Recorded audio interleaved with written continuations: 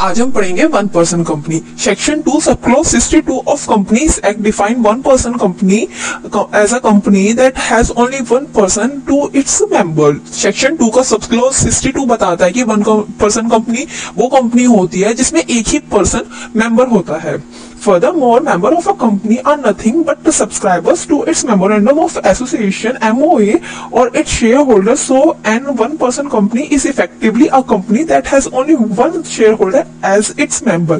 आगे ये बोल रहा है कि जो वन पर्सन कंपनी होता है ना, उसमें जो शेयर होल्डर होता है बस एक ही होता है, क्योंकि वन पर्सन कंपनी में एक मेंबर होता है और वो ही एक मेंबर उसका शेयर होल्डर होता है। अगर इसकी फीचर्स की बात करें तो Private company. Section 3 subclause 1 part C of the Companies Act say that a single person can form a company from any legal lawful purpose. It further describe OPC as private company. ये कहना चाहता है कि section 3 का subclause 1 का part सी ये बोलता है कि एक पर्सन एक कंपनी बना सकता है लॉफुल पर्पस के लिए, और जो वन पर्सन कंपनी होता है उसे प्राइवेट कंपनी कंसीडर किया जाता है। Single members.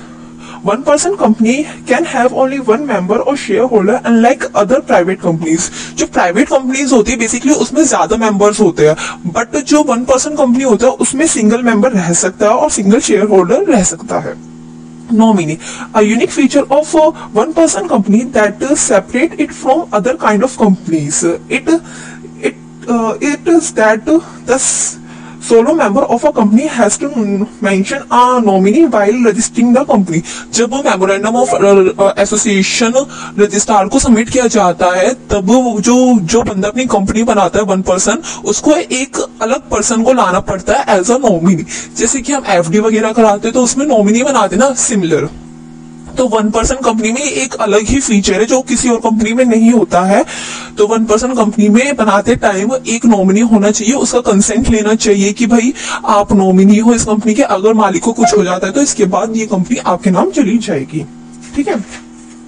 No perpetual succession. जो वन पर्सन कंपनी होता है उसमें प्रीपेचुअल सक्सेशन वगैरह कुछ नहीं होता है, इसमें बस नॉमिनी का सिस्टम रहता है कि भाई अगर मालिक मर गया तो नॉमिनी के पास कंपनी चली जाएगी, जैसे एफडी वगैरह में होता है। ठीक है ना। जो अदर कंपनीज होता है उसमें चलता है कि प्रीपेचुअल सक्सेशन चलता है, जो मालिक मर जाता है उसके बाद शेयर होल्डर्स की मीटिंग्स वगैरह होती है, एक नया मालिक को नॉमिनेट किया जाता है, ऐसा अलग कंपनीज में होता है, बट वन पर्सन कंपनी में ऐसा कुछ नहीं होता है। Minimum one director. One person company need to have minimum one person as director. They can have maximum of 15 director. जो मिनिमम नीड होती है वो एक पर्सन की होती है, बट अगर कंपनी चाहे तो मैक्सिमम 15 डायरेक्टर ला सकती है अपने कंपनी के अंदर। ठीक है। इसके बाद है no minimum paid up share capital. जो अदर कंपनीज होती है उनकी है ना मेमोरेंडम ऑफ एसोसिएशन वगैरह बनते टाइम एक पेड अप शेयर कैपिटल होता है जो डिस्क्राइब की जाती है, बट वन पर्सन कंपनी में ऐसा कुछ नहीं होता। कोई पेड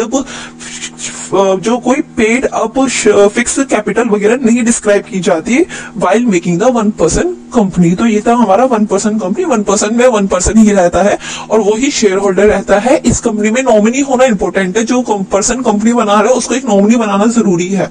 अगर नॉमिनी वगैरह नहीं होगा तो पर्सन वो कंपनी नहीं बना सकता, और नॉमिनी की कंसेंट वगैरह होनी चाहिए वन पर्सन कंपनी बनाते टाइम। तो ये था वन पर्सन कंपनी।